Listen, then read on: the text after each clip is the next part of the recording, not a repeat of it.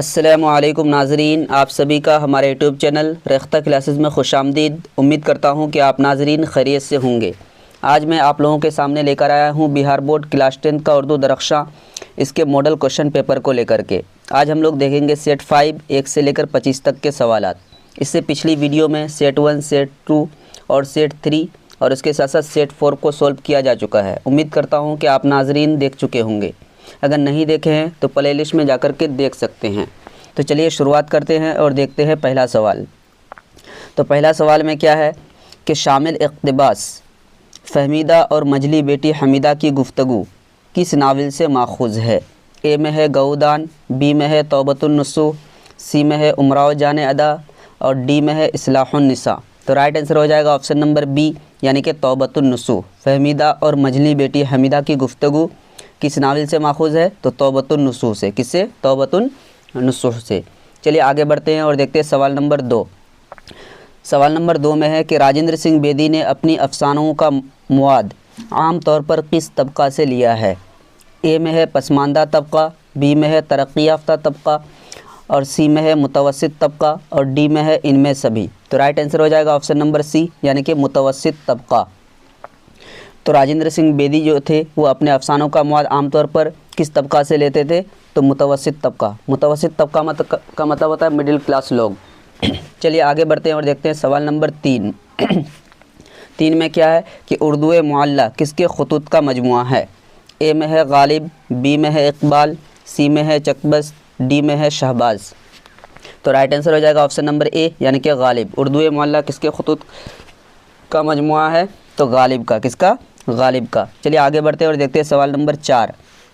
4 में क्या है कि उर्दू अदब में अब्दुल मुगनी की शनाख्त किस हैसियत से की जाती है। तो उर्दू अदब में अगर देखा जाए तो अब्दुल मुगनी की पहचान किस हैसियत से है। ए में है अफसाना निगार, बी में है नाविल निगार, सी में है नाक़िद और डी में है ड्रामा निगार। तो राइट आंसर हो जाएगा ऑप्शन नंबर सी यानी नाक़िद। नाक़िद की हैसियत से अब्दुल मुगनी को पहचाना जाता है। चलिए आगे बढ़ते हैं और देखते हैं सवाल नंबर 5। 5 में क्या है कि भीमराव अंबेडकर हिंदुस्तानी समाज में किस रिवायत से बरहम थे। ए में है कम उम्र की शादी, बी में है छुआछूत, सी में है जहेज़, डी में है इनमें सभी। तो राइट आंसर हो जाएगा ऑप्शन नंबर बी यानी कि छुआछूत। भीमराव अंबेडकर जो थे हिंदुस्तानी समाज में छुआछूत के रिवायत से बहुत ज़्यादा बरहम थे। यानी छोटे जात के लोगों को कम दर्जा दिया जाता था, उन लोगों के साथ भेदभाव किया जाता था, इसलिए वो छुआछूत से सबसे ज़्यादा क्या थे? बरहम थे यानी खफा थे। चलिए आगे बढ़ते हैं और देखते हैं सवाल नंबर 6। 6 में क्या है कि झील में कौन बतौर ड्रामा निगार मशहूर हैं। ए में है सर सैयद अहमद ख़ान, बी में है आगा हश्र कश्मीरी, सी में है मिर्ज़ा गालिब, डी में है प्रेमचंद। तो राइट आंसर हो जाएगा ऑप्शन नंबर बी यानी आगा हश्र काश्मीरी। झील में नीचे अगर देखा जाए तो सर सैयद, मिर्ज़ा गालिब, प्रेमचंद, आगा हश्र काश्मीरी, इनमें से कौन जो है ड्रामा निगारी की वजह से मशहूर थे। तो कौन थे? आगा हश्र काश्मीरी। चलिए आगे बढ़ते हैं और देखते हैं सवाल नंबर 7।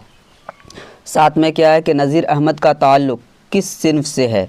ए में है नाविल, बी में है अफसाना, सी में है खाका, डी में है नज़म। तो राइट आंसर हो जाएगा ऑप्शन नंबर ए यानी कि नाविल। नज़ीर अहमद जो थे वो किस सिन्फ से ताल्लुक़ रखते थे तो नाविल से। किससे? नाविल से। चलिए आगे बढ़ते हैं और देखते हैं सवाल नंबर 8। 8 में क्या है कि आर्यभट्ट की तारीख़ पैदाइश क्या है। ए में है 475 ईस्वी, बी में है 476 ईस्वी, सी में है 477 ईस्वी, डी में है 478 ईस्वी। तो राइट आंसर हो जाएगा ऑप्शन नंबर बी यानी कि 476 ईस्वी। आर्यभट्ट कब पैदा हुए थे तो 476 ईस्वी में पैदा हुए थे। चलिए आगे बढ़ते हैं और देखते हैं सवाल नंबर 9। 9 में क्या है कि बरकत अली सिद्दीकी किस अफसाना का किरदार है। ए में है आशियाना, बी में है फ़रार, सी में है भाभी जान और डी में है कटी हुई शाख। तो राइट आंसर हो जाएगा ऑप्शन नंबर ए यानी कि आशियाना। बरकत अली सिद्दीकी किस अफसाना का किरदार है तो आशियाना का। किसका? आशियाना का। चलिए आगे बढ़ते हैं और देखते हैं सवाल नंबर 10। 10 में क्या है कि आर्या सिद्धांत और तंत्र किसकी किताब है। ए में है गैलीलियो, बी में है पाइथागोरस, सी में है टॉमस एडिसन और डी में है आर्यभट्ट। तो राइट आंसर हो जाएगा ऑप्शन नंबर डी यानी कि आर्यभट्ट। आर्या सिद्धांत और तंत्र किसकी किताब है तो आर्यभट्ट की किताब है। चलिए आगे बढ़ते हैं और देखते हैं सवाल नंबर 11। 11 में क्या है कि सुहेल अज़ीमाबादी का असल नाम क्या था? ए में है अज़ीमुर्रहमान, बी में है कलीमुर्रहमान, सी में है हबीबुर्रहमान, डी में है मुजीबुर्रहमान। तो राइट आंसर हो जाएगा ऑप्शन नंबर डी, यानी कि मुजीबुर्रहमान। सुहेल अज़ीमाबादी का असल नाम क्या था? तो मुजीबुर्रहमान था। क्या था? मुजीबुर्रहमान था। चलिए आगे बढ़ते हैं और देखते हैं सवाल नंबर 12। 12 में क्या है? ग्लोबल वार्मिंग कैसा मसला है? ए में है मुनासिब, बी में है खुशगवार, सी में है संगीन, डी में है मुअतदिल। तो राइट आंसर हो जाएगा ऑप्शन नंबर सी, यानी कि संगीन। ग्लोबल वार्मिंग कैसा मसला है? तो संगीन मसला है। कैसा मसला है? तो संगीन मसला है। चलिए देखते हैं सवाल नंबर 13। 13 में क्या है कि सर सैयद का कौन सा मजमून आपके निसाब में शामिल है? ए में है रिया, बी में है गुजरा हुआ ज़माना, सी में है हिंदुस्तान, डी में है असबाब बगावत हिंद। तो राइट आंसर हो जाएगा ऑप्शन नंबर ए, यानी कि रिया। सर सैयद का कौन सा मजमून हमारे निसाब में शामिल है? तो रिया है। क्या नाम है मजमून का? नाम रिया। चलिए आगे बढ़ते हैं और देखते हैं सवाल नंबर 14। 14 में क्या है कि तश्कील जदीद किसकी तख्लीक है? ए में है अब्दुल मुगनी, बी में है कलीमुद्दीन अहमद, सी में है सर सैयद अहमद ख़ां, डी में है अख्तर औरनवी। तो राइट आंसर हो जाएगा ऑप्शन नंबर ए, यानी कि अब्दुल मुगनी। तश्कील जदीद किसकी तख्लीक है, यानी किसकी लिखी हुई किताब है? तो अब्दुल मुगनी की। किसकी? अब्दुल मुगनी की। चलिए आगे बढ़ते हैं और देखते हैं सवाल नंबर 15। 15 में क्या है कि आर्यभट्ट ने कौन सा मुसलमा उसूल पेश किया? तो ए में है ज़मीन सूरज का तवाफ़ करती है, बी में है सूरज ज़मीन का तवाफ़ करता है, सी में है दोनों, और डी में है इनमें कोई नहीं। तो राइट आंसर हो जाएगा ऑप्शन नंबर ए, यानी कि ज़मीन सूरज का तवाफ़ करती है। तवाफ़ का मतलब उसके गिर्द चक्कर लगाती है। तो राइट आंसर हो जाएगा ऑप्शन नंबर ए, यानी कि ज़मीन सूरज का तवाफ़ करती है। चलिए आगे बढ़ते हैं और देखते हैं सवाल नंबर 16।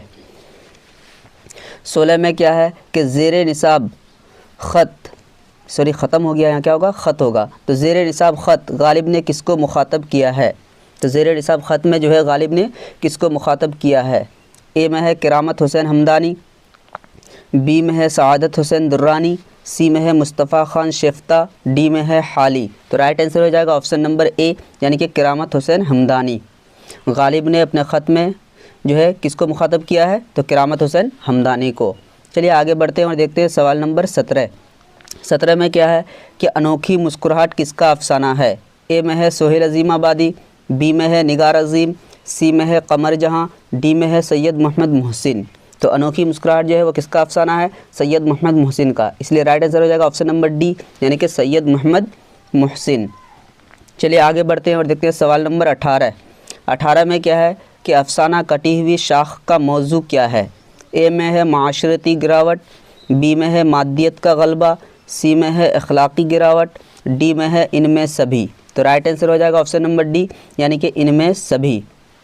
क्योंकि अफसाना कटी हुई शाख जो है उसका मौजू इसमें जो है माशरती गिरावट भी पाया जाता है, मादियत का गलबा भी पाया जाता है और अखलाक़ी गिरावट भी पाया जाता है। इसलिए राइट आंसर हो जाएगा ऑप्शन नंबर डी, यानी कि इनमें सभी।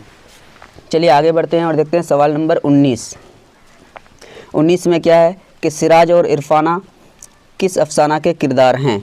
ए में है आशियाना, बी में है फ़रार, सी में है भाभी जान, और डी में है कटी हुई शाख। तो राइट आंसर हो जाएगा ऑप्शन नंबर ए, यानी कि आशियाना। सिराज और इरफाना किस अफसाना के किरदार हैं? तो आशियाना के। किसके किरदार हैं?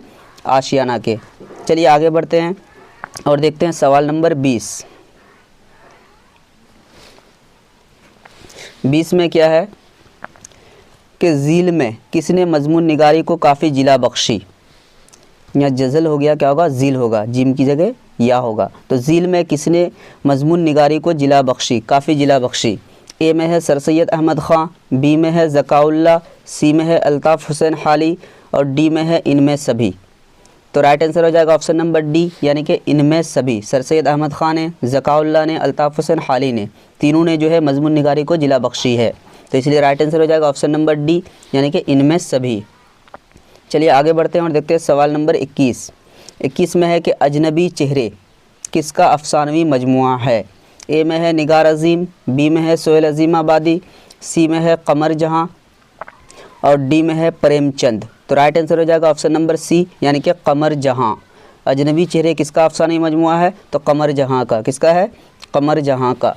चलिए आगे बढ़ते हैं और देखते हैं सवाल नंबर 22 में है कि निगार अजीम का दूसरा अफसानी मजमुआ गहन कब मंजर आम पर आया?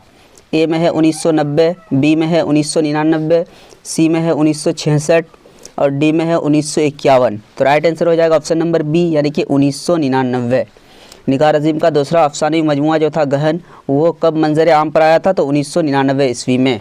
चलिए आगे बढ़ते हैं और देखते हैं सवाल नंबर 23 में क्या है कि डिप्टी नज़ीर अहमद ने किस सिन्फ का आगाज़ किया?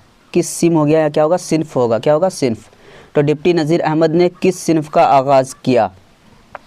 ए में है नावल, बी में है दास्तान, सी में है ड्रामा और डी में है अफसाना। तो राइट आंसर हो जाएगा ऑप्शन नंबर ए यानी कि नावल। डिप्टी नज़ीर अहमद ने किस सिन्फ का आगाज़ किया था?